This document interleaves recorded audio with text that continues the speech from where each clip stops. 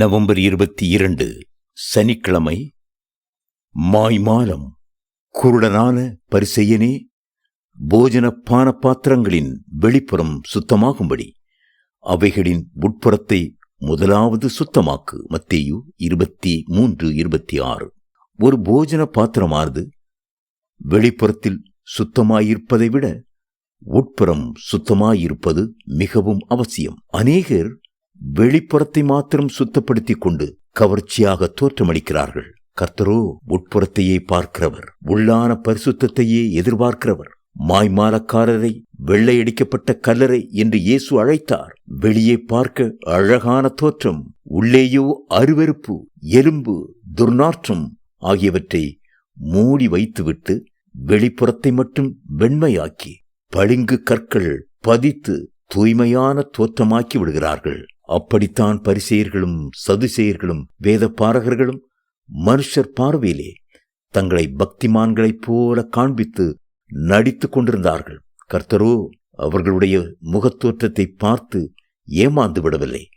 குருடனான பரிசேயனே, குருடருக்கு வழிகாட்டிகளான குருடர்களே என்று அவர்களை வேதனையுடன் அழைத்தார். ஒரு பள்ளி மாணவன் ஒரு கடையை உடைத்து கொள்ளையடித்ததாக கைது செய்யப்பட்டான். வெளித்தோற்றத்தில் அவன் நல்ல பையன்தான். கண்ணியமிக்க ஒரு செல்வந்தர் குடும்பத்தில் பிறந்தவன்தான். அவன் திருட வேண்டும் என்பதற்காகவோ பணத்தின் மீது ஆசைப்பட்டோ அந்த காரியத்தை செய்யவில்லை. பல திறமைமிக்க ஆலோசனைக்காரர்கள் அவனிடம் உரையாடி அவனை குறித்து ஆராய்ந்தபோது அவன் சொன்னான், நான் ஏன் இவ்வாறு செய்தேன் என்று எனக்கு தெரியவில்லை. எனக்குள்ளே இருந்த ஒரு வெறுப்பு உணர்ச்சியே இதற்கு காரணம். திடீரென்று என்னுடைய பெற்றோர், நீ இனி கால்பந்து விளையாடப் போகக்கூடாது, உன் சிநேகிதர்களோடு கூட சேரக்கூடாது என்று கண்டிப்பாக தடை விதித்தார்கள்.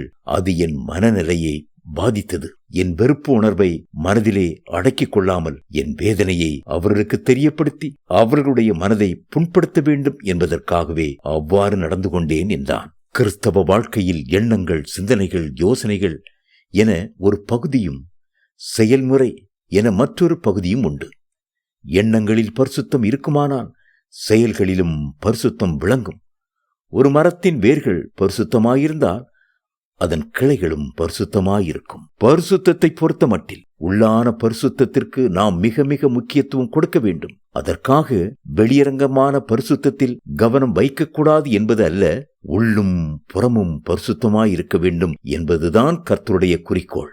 வெளித்தோற்றத்திலும் கூட கர்த்தருடைய சாயலை நாம் பிரதிபலிக்க வேண்டும். வெளித்தோற்றமும் மற்றவர்களுக்கு இடையூறாக இருக்காதபடி நம்முடைய பரிசுத்தத்தை காத்துக்கொள்ள வேண்டியது அவசியம். தேவ பிள்ளைகளே, கர்த்தர் உங்கள் வாழ்க்கையின் நோக்கத்தை பார்க்க விரும்புகிறார். அது தூய்மையாயிருக்கிறதா? கர்த்தர் எதிர்பார்க்கிற பரிசுத்தம் உங்களில் காணப்படுகிறதா? என் கன்மலையும் என் மீட்பருமாகிய கர்த்தாவே, என் வாயின் வார்த்தைகளும் என் இருதயத்தின் தியானமும் உமது சமூகத்தில் பிரீதியாயிருப்பதாக. சங்கீதம் 19:14.